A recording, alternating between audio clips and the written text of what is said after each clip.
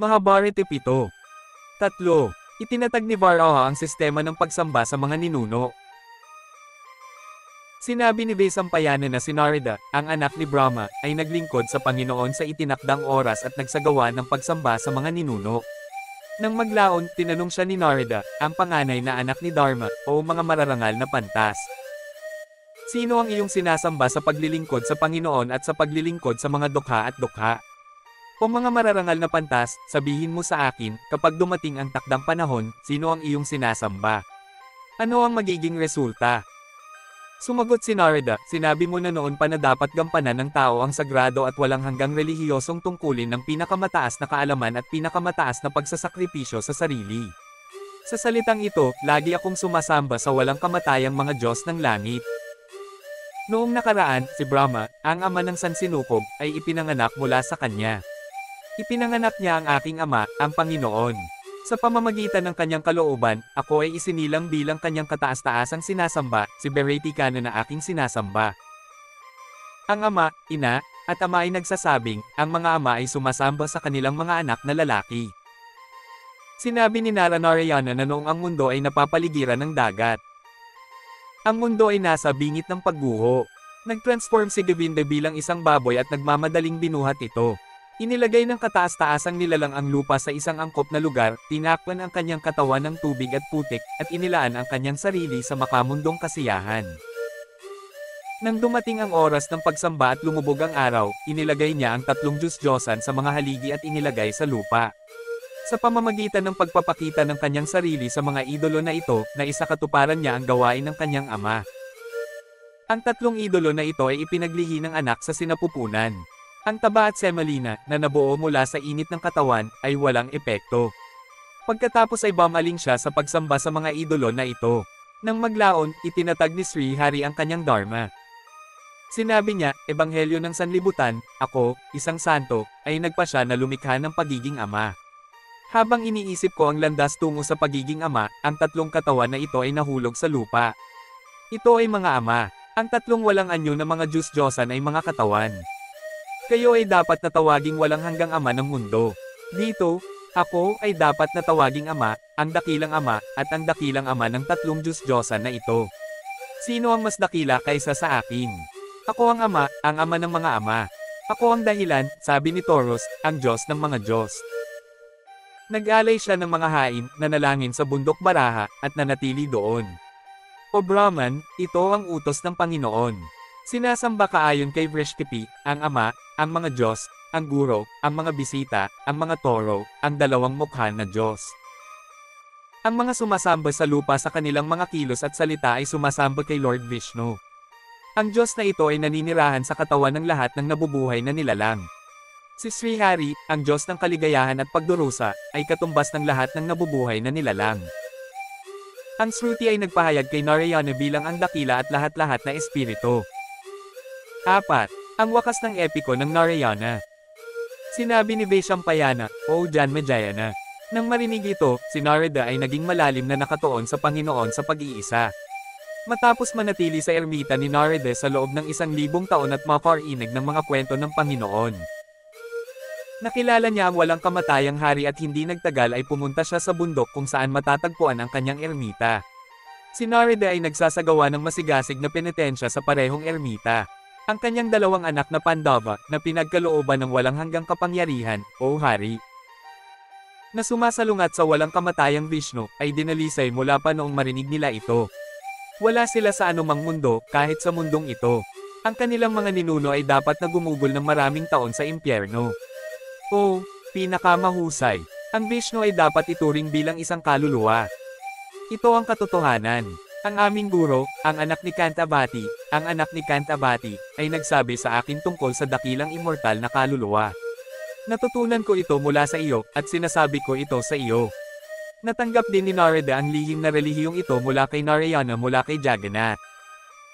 Sa Hari Gita at Bhagavad Gita, ang dakilang dharma na ito ay isinalaysay sa inyo ng magkasama. Krishna Payanvyas, kilala rin bilang Narayana, o Purushavikra, sino ang may akda ng Mahabharata? Sino maliban sa Diyos, ng ibang relihiyon? Ang dakilang sakripisyong ito ay iaalay ayon sa iyong plano. Pinlano mo ang Ashwamedhyana at nanalangin para sa Dharma. Sinabi ni Sati, matapos marinig ang mahusay na kwentong ito, ang pinakamahusay sa mundo, si Jonah, ay gumawa ng bawat hakbang upang makumplito ang sakripisyo. Tulad ng narinig mo, isinalaysay ko ang kwentong ito mula sa Narayana hanggang sa mga naimisyon niya. Nauna nang isinalaysay ito ni Narada sa ating guro. Narinig din ito ng mga pantas, ng mga Pandava, Krishna, at Bhima. Ikaw ang Supreme Preceptor, ang Panginoon ng Sangkatauhan, ang Panginoon ng mundo na nakaupo sa dakilang trono, ang treasure house ng Vedic na kaalaman. Hayaan itong si Hari na maging tagapag-alaga ng mga asetiko, ang pinakamataas na tagapagtanggol ng kapakanan ng kapwa, ang patron ng mga Diyos, ang iyong pinuno. Ang maninira ng mga demonyo, ang tagapagtanggol ng masasamang espiritu, ang pinagmumula ng tagumpay, ang may dalang pulot. Ang nagbibigay ng tagumpay sa mga nakakaunawa at nagsasagawa ng Dharma, ang tagapagtanggol ng mga nagsasagawa nito. Ang isinakripisyo ay nagtataglay ng 3 katangian, ang isa ay walang kapantay, at 4 na anyo. Karapat-dapat siya sa lahat ng mga benepisyong ito. Siya ay walang hanggan, hindi matitinag sa katapangan, at ipinagkaloob ang pinakamataas na tagumpay sa mga pantas sa pamamagitan ng pagsasakatuparan sa sarili. Siya ay lubos na sinasamba bilang saksi ng mundo, ang walang kamatayan, ang dakila, ang kulay ng araw, ang mga kulay ng mga Diyos. At ang landas, kahit na ang pinakadakilang mga Diyos ay sumasamba sa pantas na ito. Siya ang dahilan ng lahat ng mundo. Siya ang tahanan ng elixir, ng pagpapalaya, ang banayad, dakila, at walang hanggang tunog. O banal na Savannah, siya ay sinasamba ng mga yogi na nananakop sa isip. Isa, ang avatar ng Panginoong Di. Sumagot ang anak ni Sutek, sasabihin ko sa iyo ang sinaunang kwentong ito, kasing tanda ng Vedas. Sinabi ni Vyasa anak ni Chimain Masa. Nang marinig ng hari ang kwento ng avatar ni Sri Harihasakriva, tinanong niya ang parehong tanong. Sinabi ni Lord Shiva, O dalisay na kaluluwa, bakit nakikita ni Brahma si Hasagiva? Sabihin mo sa akin. Sinabi ni Vesampayana, ang lahat ng buhay sa mundong ito ay binubuo ng 5 elemento. Ang hindi nakikitang Narayana ay ang lumikha ng sansinukob. Siya ang espiritong naninirahan sa loob ng lahat ng nilalang, ang nagbibigay ng lahat ng bagay. Siya ay kapwa mabuti at masama. Makinig sa akin, O Nirupasta. Sasabihin ko sa iyo kung paano ang 5 elemento ay malawakang nawasak. Nang ang lupa ay naging isa sa isang dulo, ang tubig ay naging apoy, apoy ay naging hangin, hangin ay naging langit, at langit ay naging espiritu. Pagkatapos, lumitaw ang Paraka sa Parasya. Pagkatapos, ang hindi material ay sumanib sa Parasya, at ang Parasya ay naging hayag sa lahat ng dako. Kaya pagkatapos ng pagkawasak, ang lahat ay naging madilim na wala nang makita. Ang hindi mauubos na Brahman ay lumabas mula sa kadiliman. Siya ay nanirahan sa anyo ng Vairades sa lahat ng anyo at pangalan nito. Siya ay tinawag na Aniruddha, na ang ibig sabihin ay ang 3 beses na hindi nakikita. Siya ang Diyos na kaalaman, ang sansinukob, Hari, ang Panginoon. Natulog siya at naisip na lumilikha siya ng kakaibang mundo ng maraming birtod. Nakahiga siya sa tubig. Nagmamalaki siya. Siya ang 4 na mukha na Brahman, ang ama ng lahat ng mundo, at ang Panginoon ng sinapupunan ni Hiranya. Siya ay nagpakita sa isang lotus na may mga mata na parang isang walang hangganan, hindi nakikitang lotus. Nakaupo sa isang lotus na may 1,000 petals, nakita ng Diyos na ito ang mundo na walang kaguluhan na may kamangha-manghang kailanawan. Ang tunay na Diyos ay nakibahagi sa paglikha ng lahat ng nilalang. 2 patak ng tubig na kumakatawan sa anyo ay parang Narayana. Sa mga talulot ng lotus na kumikinang na parang araw, nakita ni Amar Ajayot ang mga bagay na ito. Mula sa isa sa mga demonyo, ang matamis na demonyong si Masika na nagngangalang Mado, nagniningning na parang pulot. Mula sa isa sa mga demonyo naging hari ng demonyo na si Kaitap. 2. Honey Kaitap Batem. Si Mado Kaitap ay nagmamadaling lumabas sa sanga ng lotus, hawak ang isang tungkod sa kanyang kamay, at nakita ang nagniningning na Brahma, na lumikha ng 4 na Veda sa kanilang magandang anyo. Nakita ng demonyo ang Vedas at dinala ang mga ito kasama niya. Kaagad, ang dakilang Rakshini, na nakuha ang walang hanggang Vedas, ay tumalon sa hilagang silangan na dagat at sa kailaliman. Nang maglaon ng ninakaw ang Vedas, ang nawawalang Brahma ay nagdalamhati sa Buddha na nagsasabing, ang Vedas ang aking tunay na mata. Ang Vedas ang aking pinakamataas na kapangyarihan. Ang Vedas ang aking pinakadakilang kanlungan. Ang Vedas ang aking pinakamataas na Brahman. Ninakaw ng mga demonyo ang aking Vedas mula rito. Kung wala ang Vedas, ang buong mundo ay kadiliman sa akin, hiwalay sa Vedas ang aking puso ay puno ng kalungkutan, nagdurusa sa kawalan ng Vedas sino ang magliligtas sa akin mula sa dagat ng kalungkutan ngayon, kung ang mga Vedas ay aking minamahal. Sino ang magdadala nito sa akin? Pumapalad nang sabihin ni Brahma ang mga salitang ito, bumangon ang karunungan sa kanyang puso, at umawit siya, O Hari, Hari ng karunungan. Sinabi ni Brahma, O puso ng Vedas, pinupuri kita. O aking mga ninuno, binibigyan kita ng pagpupugay. O unang mundo, higit sa lahat ng mga mundo. O Panginoon, kayamanan ng Sankhya Yoga, binibigyan kita ng pagpupugay. O lumikha ng lahat ng mundo, nakikita at hindi nakikita. O makapangyarihan sa lahat, patnubay ng kasaganaan. O pangangalaga ng lahat ng nilalang ng Sankhya. Refuge ng lahat ng mga mundo. O ipinanganak sa sarili. Sa pamamagitan ng iyong biyaya, ipinanganak ako. Mula sa iyo, ipinanganak ako ng isang kaluluwa, karapat-dapat sa dalawang parangal. Mula sa iyong paningin, kumuha ako ng isang sinaunang pangalawang kapanganakan. Sa pamamagitan ng iyong biyaya, kumuha ako ng ikatlong kapanganakan sa pamamagitan ng pagsasalita. Mula sa iyo, kumuha ako ng pang-apat na kapanganakan sa pamamagitan ng pagdinig. O Panginoon, o walang pangalan na hari, nagsagawa ako ng pangalawang kapanganakan ng iyong ilong. Kinuha ko rin ang pang-anim na kapanganakan ng iyong hugis itlog. O Panginoon, ito ang ikapitong lotus birth. Sa makatuwid, ako, na lumalampas sa Trinidad ng lahat ng bagay, ay tinawag na iyong anak, o Pandariksna, ako ay ipinanganak na may mga pangunahing katangian ikaw ay Diyos, ang kaluluwa, ang kataas-taasang kaluluwa. Ginawa mo akong mata ng Vedas. Ginawa kitang mata ng Vedas magpakailanman. Ninakaw ng Vedas ang aking mga mata, bulag ako. Nakakuha ka ng karunungan, mahal na mahal kita. Mahal na mahal mo ako. Bigyan mo ako ng aking mga mata. 2. Ang isang bahay pukyutan ay masama. Ang Vaishampana ay nagpatuloy, kaya ang Omnipresent Lord, na pinuri ni Brahma, ay nagising mula sa kanyang pagtulog at inilaan ang kanyang sarili sa pag-aaral ng Vedas. Kumuha siya ng isang bagong anyo na puno ng kayamanan at yoga. Siya ang Panginoon ng purong Vedas na may katawan na kasing kinang ng buwan at magandang ilong. Ang langit, na puno ng mga bituin at mga konstelasyon, ay naging kanyang ulo. Ang kanyang mahaba at umaagos na buhok ay kahawig ng sinag ng araw. Ang kanyang mga tainga ay kumakatawan sa langit at impyerno. Ang kanyang noo ay lupain ng mga demonyo, ang Ganges at Saraswati. Ang dalawang dagat ang kanyang tainga. Ang buwan at araw ang kanyang mga mata. Garlands ang kanyang ilong. Ang kanyang mga palamuti. Kidlat ang kanyang bibig. O Hari, tulad ni Soma, ang iyong ama ay nagtataglay ng mga labi ng kataas-taasang tao. Ang mundo ng Koloka at Brahma ay ang mga bibig ng dakilang kaluluwa. O Hari, ang iyong bibig ay ang gabing higit sa kabutihan. Sa gitna ng mabalahibong ulo at ng omniscient na katawan, nakatanggap siya ng panloob na pagkain at pumasok sa palasyo ng mga Diyos.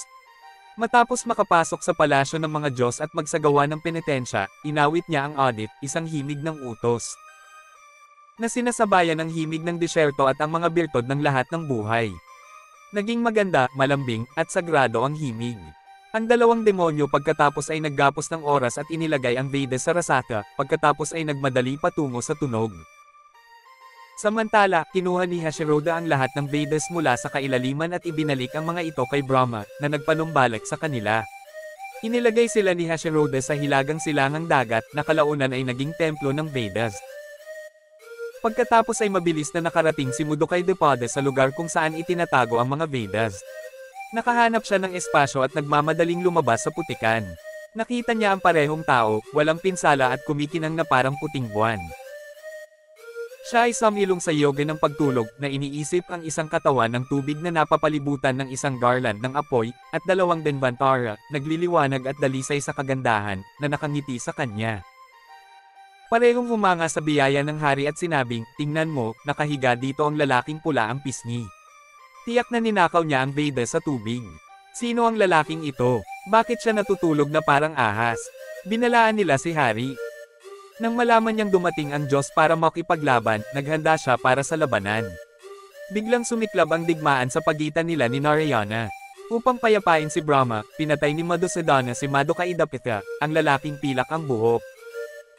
Pinatay sila ng Diyos, kinuha ang Vedas, at pinalaya si Brahma mula sa kanyang paghihirap.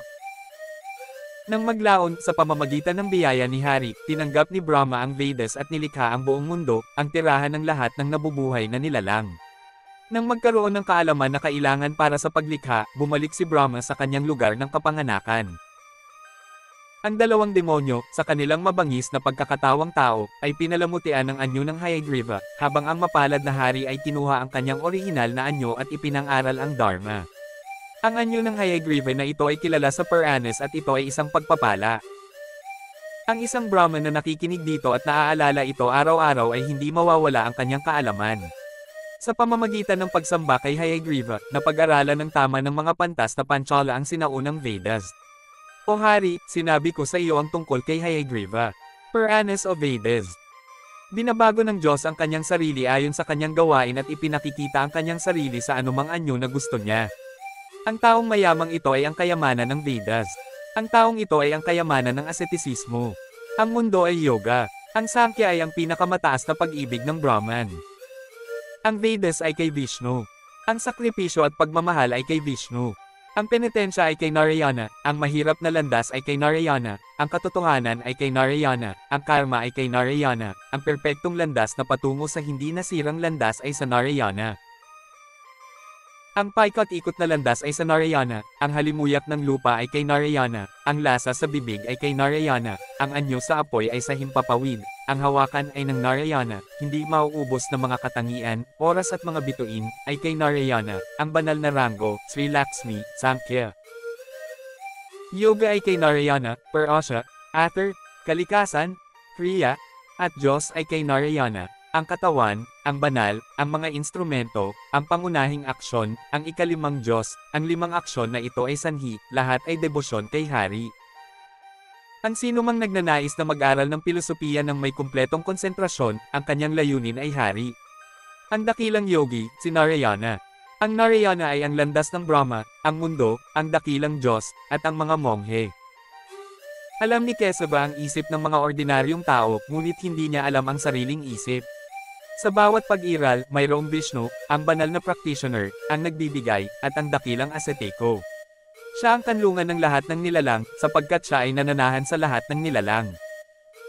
Siya si Vasudeva, ang Supremo, ang walang hanggan, ang dakilang nirvana. Kung paanong ang mga tao ay nakakakuha ng iba't ibang mga katangian sa tamang panahon, sila rin ay magkakaroon ng iba't ibang mga katangian kapag gusto nila. Walang nakakaalam sa landas ng dakilang kaluluwang ito. Walang nakakaalam ng kanyang landas. Nakatanggap siya ng mga dakilang karangalan at binisita ng matatalinong pantas na gumagalang sa kanya. Mahabharata 8, nagpatuloy.